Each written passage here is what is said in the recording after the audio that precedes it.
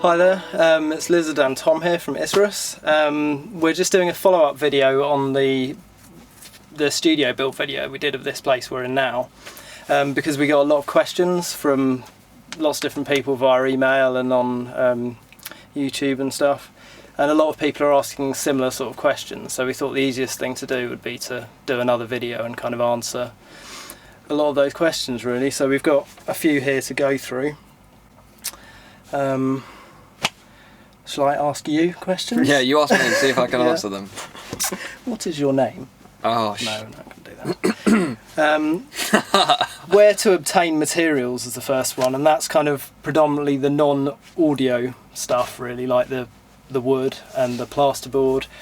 I'm going to actually answer this. Yeah. It's basically any builder's supply merchants. It's stuff that's used for building houses and any kind of buildings really. I mean, the kind of 2x4 comes in massive long lengths, like 6 metre length. 6 metre, yeah. And that's the kind of thing they use for doing roof beams and struts and things. So yeah, any kind of builder's supply place. eBay as well. Look on eBay, as long as you know the type of stuff you want to get.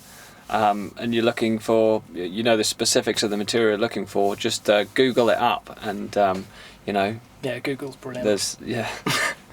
Probably know. Google.com. And the other one, the plasterboard, again, any builder's merchant. But the thing is, you're looking specifically for acoustic grade plasterboard, which is used in house buildings because they have to meet certain sound regulations these days. Yeah, I mean, and you could use a slightly thicker density of plasterboard, but you know, and not the acoustic grade. But really, you may as well go for the acoustic grade. And again, there's not a huge difference in price. It's not much more expensive. No, it's not. So, yeah. Yeah, and obviously, we're assuming you've seen the actual video of the of how we built this place, but you know. You could always, if you wanted more soundproofing, you could easily have more layers of plasterboard and stuff if you wanted to make it even beefier. Right, so the other one is what's over to my right, which is the ventilation system. A few people have raised a few questions, maybe we didn't explain it very well the first time. It basically has two fans, one inside the building and one outside the building, and then they run through the ducting that you would have seen. So one's pulling the air into the building and one's pulling it out, and they're two separate sides of the panel. So one's getting air pulled out of the building and goes out, and the other one's the other way around. Yeah. Does that make sense? Yeah, I mean, I can understand why people find it a little bit difficult to understand, but I think that you did explain it pretty well there. Yeah, it's basically just two fans, one pushing air in and one pulling air out, and they're separated from each other. Mm-hmm. And by running through a lot of distance and through the tubing, that's what kind of makes it soundproof to a certain extent. Mm-hmm. This is one that lots of people are asking, which is thoughts on using acoustic drums, because obviously we built this place, as we said in the video, where it's been using an electronic kit. So we don't make a huge amount of volume, apart from when we listen to music. We do listen to music quite loud. Yeah, we do. And when Brown is in here singing, obviously he makes a hell of a lot of noise. So, but yeah, thoughts on whether this would be appropriate for either a drum booth with an acoustic kit or for a full live band rehearsal. I'm gonna answer that a little bit. So, I thought about it quite a lot. And the thing is that you've got to consider with the soundproofing we've got in this room is that this studio building is inside basically a shed. And yeah, the outer building is really not soundproofed at all. So basically the roof of this building is just one layer of plywood. And so, you know, when you look at our previous video and you can see the soundproofing results that we got, you've got to consider that the windows don't shut properly. They're single glazed windows on the outside, and so yeah, so you can think of it as effectively the situation we've got pretty much is this thing. The structure we've built is basically, it might as well just be in the garden. It's just thinly covered from rain by a wooden shed. So ultimately my opinion is that if you put this type of build in a modern house or modern building that's built to current building regulations with, you know, soundproofing, etc., you'd have, in my opinion, you could play a full live drum kit. Definitely, in without here. a doubt. Yeah. So, I mean, I think that it's difficult for us to say 100% because we're not in that situation ourselves, but you know, our opinion is that you could. Mean, the reduction is massive, and if you had a solid brick building outside of this, there's no way the air's going to transmit the sound through that second building. Not going to happen. The other extreme, though, that some people were saying was having a full live band, as in with amplification matching a acoustic drum kit. Don't know about that. Because it's difficult to tell. But in the past, we've used like resident studios. We've hired studios permanently as rehearsal spaces, which are supposedly soundproof, and even those didn't kill it. I mean, when you're talking about a full live band at full throttle, that's fucking loud. But we've rented. We've been in a few different studios and obviously a lot of different rehearsal rooms. And this room that we've got right here is definitely comparable to anything that we've been in those rehearsal studios. So if you think about like some of the ones we've been in, if you put this inside the buildings that they were in, I think that you really wouldn't be able to hear it outside. No. So, you know, I think that there's a good chance that it would be fine. And you've got to remember that what did escape would be pretty low level. So, yeah, give it a go and let us know. Yeah, that's the thing, we can't say for definite either way, really. This one's pretty quick and easy. I'll answer this one as I'm the electrician in the band. How did we get power in here? Pretty straightforward. It comes straight from the mains in the house, look from the and we ran an armoured cable underground. I mean, that doesn't really matter. But then to get it into the studio, we just drilled a hole that was the diameter of what we needed. Obviously this is going to create a slight weak point. Put the cable through, but then Acoustic sealed that with silicone sealant, the same stuff we used through all the joins on every bit of plasterboard, and just kind of sealed it up. And to be honest, if you get it so it's a very tight fit, I mean the cable itself is plugging that hole pretty well. You don't want to worry about it really. You don't want to worry about it. I mean, still the weakest point in this whole studio is the door, and it's always going to be the door. That's why what you really need is double doors, you know, in a studio setup really, but because there's just no way you can totally soundproof a door as well as a wall. So you can do this one, an explanation of the floor. How do we actually sit this on the floor? All right, okay, so basically we were lucky because the building we have has a concrete floor, but we were unlucky in that concrete floor wasn't level. So we bought some we got some leveling spirit level things, and then we drew a line around, and then we measured down to see exactly where would be level around the room, and then we basically just used this leveling compound that you can buy. You can look for. It's basically self-leveling concrete. Self-leveling, yeah. It's kind of a very thin, liquidy concrete, so it will try and spread out like water. It won't kind of lump up like normal concrete. So yeah, we just marked all the way around the room, perfect level line, and filled it up. We got it perfectly flat. Yeah, and then we put one layer of the Tech 50, which is a mass-loaded vinyl type product, around where the frames were going to touch the floor, and that was pretty much it. Yeah, imagine it like drawing a square that is as if you were looking down on the studio of where all the walls are. We basically got the Tech 50 and laid it out, and then built the walls on top of that, so they kind of squished into the. Well, we built them before. Well, yeah. I mean when we were putting it up. Yeah. So yeah, they kind of gave something for the walls to squish into, and obviously then that's on top of concrete, so it's basically just. It's a concrete floor, and that would be a big consideration that we didn't have to face. Is if you're trying to build a building like this, you know, in a house, not on the ground floor, not in or in a house that has a wooden floor. That's going to be something you're going to have to deal with that we didn't. So you'd probably have to build something you probably have to end up with trying to do a floating floor. To be honest, to isolate the floor, a whole platform that it then sat on. I'm sure we could have figured it out if we had to. So I'm sure you guys can. The sealant, kind of what we used, the importance of it and where applied. I mean, it's pretty straightforward. We used 2 types of sealant in the end. We used like a silicone stuff that comes out of a sort of mastic gun tube, and we sealed basically everything. Wherever plasterboard joined to wood or everything was all sealed with that, just to give it a kind of airtight layer. And the other thing we used was acoustic foam in certain areas where if there were any kind of slight gaps, so we could really plug it up. So that's an expanding foam, not like a foam, like you know what I mean, like those sound wedges or whatever you buy, but actually a expanding foam.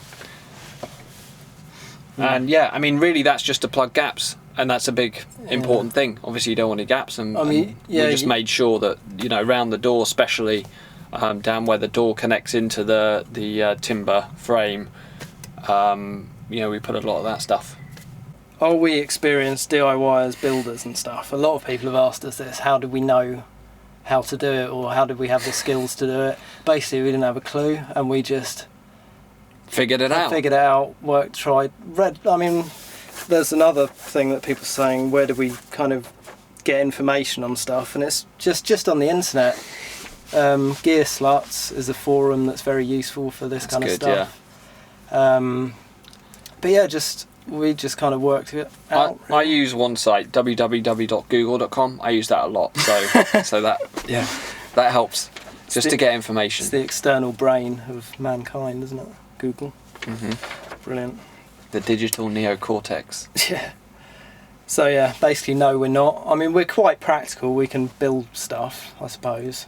Yeah, I did a GCSE in design technology. I did an A-level in design technology. Oh, okay. But that none of that applied. No, that was this. Yeah. I mean, a lot of it's you just get on with it. You kind of, when you come across problems, you work it out, you fix it.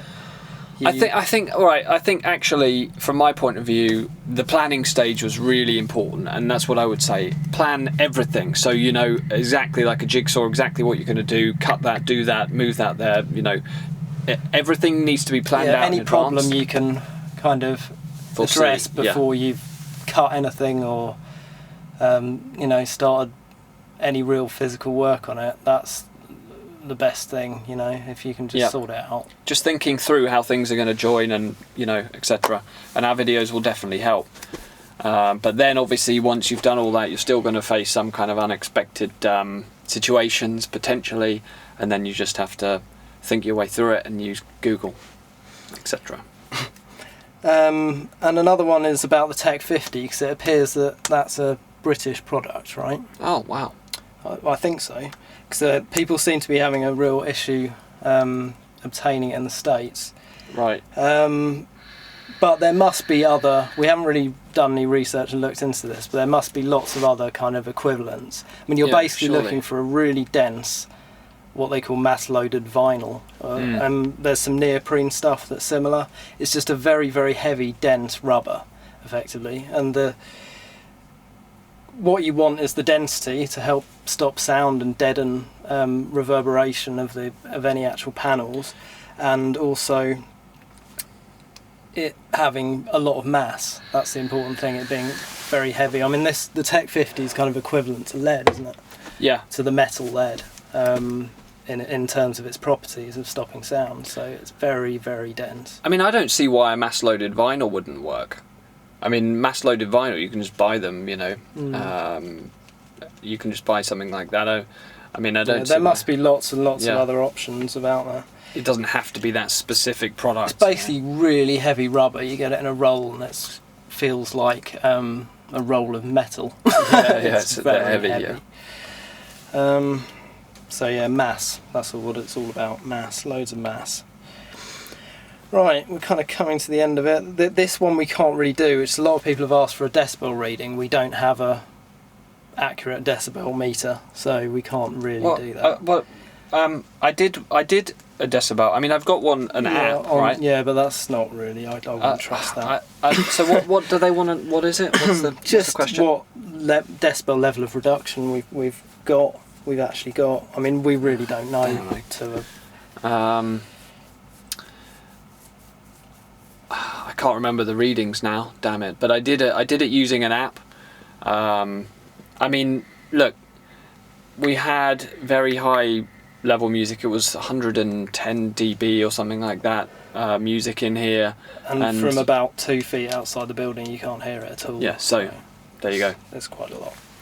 And there's one more thing really that's based around the building is this stuff, the acoustic cloth. Mm-hmm. And behind this is 10 centimetre thick Rockwool, so that's kind of to try and deaden the room. So what's it like in terms of reflections and echo and stuff? It's really good. It's really, really good. It's dead and dry in here. I mean, the thing is, it's not dead like because what happens with a lot of studios when you put those thin sheets on the walls is you end up with this boxy type sound.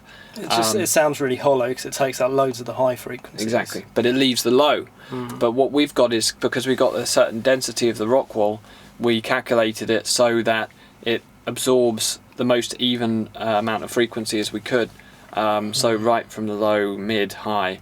And but then this is not to do with actually the acoustics in the room, but in terms of the soundproofing, this Rockwool actually has an almost exact crossover with the plasterboard in terms of sound reduction. Frequencies. So frequencies. The two combined kind of have a very good spectrum of frequency reduction. Yeah. But yeah, so yeah, it's good. We've recorded a whole album in here, and we recorded all the vocals in here, and they came out really dry and great. And you can probably hear it to some degree through the microphone. So yeah, well, it's a good sounding room, definitely.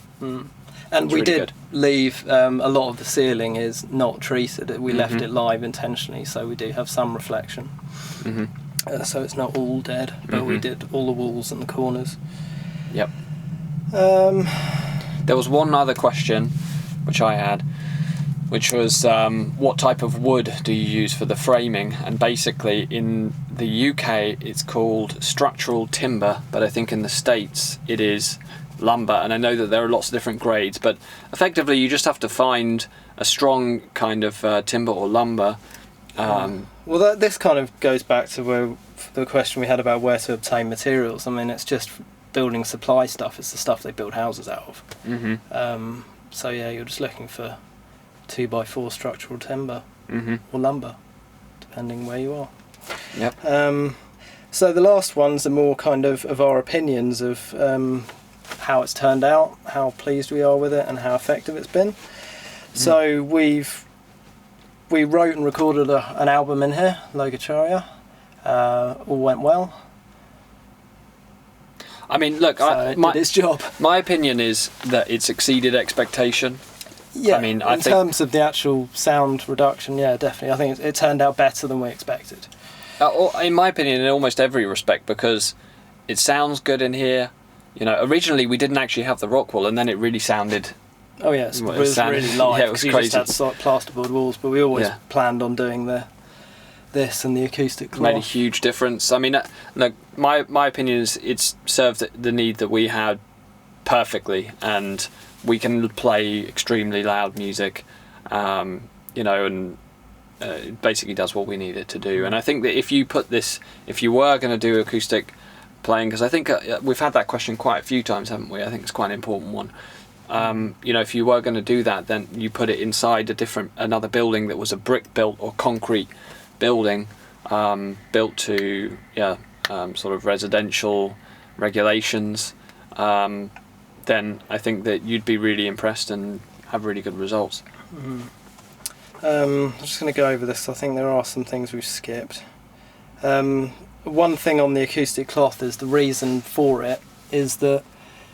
it's acoustic cloth is that it lets a lot of sound through. It doesn't reflect. It's very porous, so it lets the sound get through to the Rockwool. Because if you just put up sheeting, it would be kind of reflective to an extent, because it's quite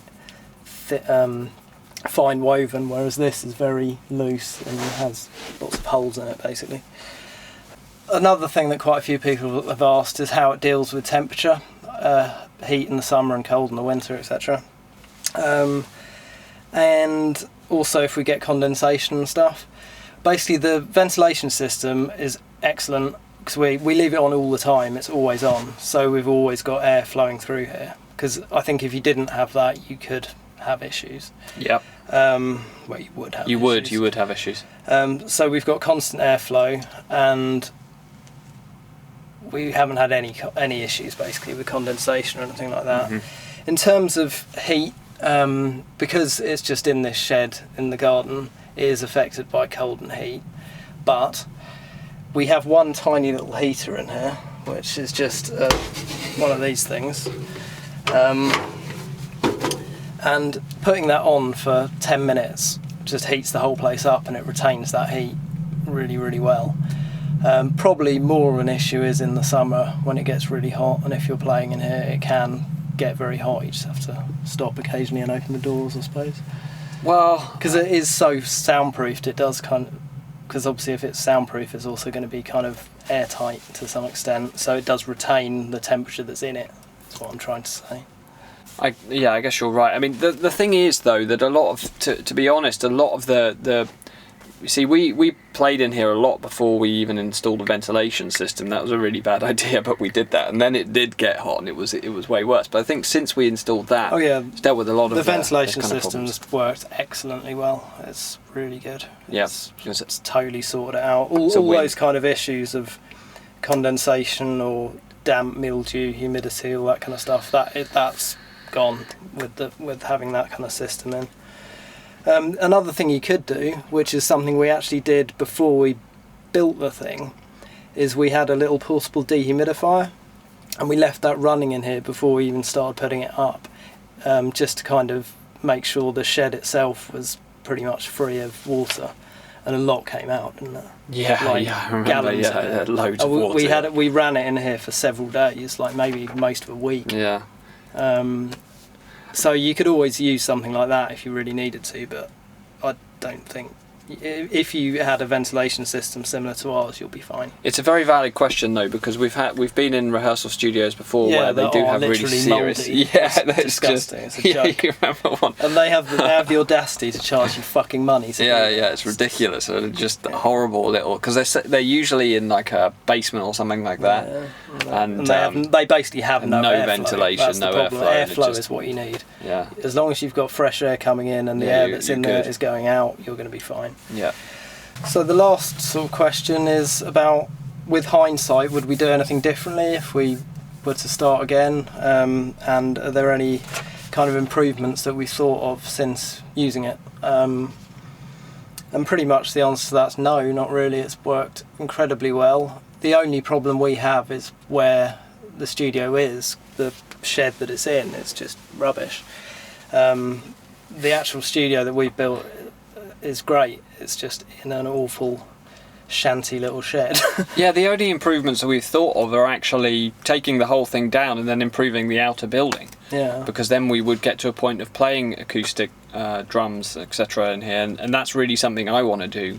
So, we might actually make an update to let you know what happens when you have a good quality outer building as well. I mean, that in terms of the actual studio here, this studio build, I can't think of anything really that, and even over the time we've had it, I can't think of anything that we should have or could have, or yeah. It would be nice if it was bigger, but that's not really relevant, and we're talking about the the effectiveness of it. Mm-hmm. It's worked brilliantly well. Yep. And the lighting in here, being all LED lighting, I think that's a very important thing to do, because if you were to use halogen spotlights, they generate a lot of heat. So one very good thing about LEDs, they're cheap to run because they're very low power. They last for hundreds of thousands of hours, and they don't generate heat. So if you're yeah, I'd definitely use LED lighting if you're going to do something similar. Mm-hmm. And you can have all those cool colours as well, which is obviously the most important thing. Yeah, exactly. There's no point if you can't have that. If you can't jam in like blue light, I mean, what's the point? Exactly. What's the point in anything? Exactly. So I think that's pretty much it. If you've got any specific questions, just stick them in the comments below. Yep. Or email us. Just go to our website and there's all contact information there, so you can always email us directly. We'll put links in the description as well to this video. So yeah, good luck if you're going to attempt something like this. It's a lot of work, but it's well worth it. Mm-hmm. And it's definitely worked well. I mean, we've managed to produce a whole album in here, from writing through to all the recording and kind of semi-production, and then it got mixed elsewhere. So yeah, it's worked well. Take care. All right, cheers, bye.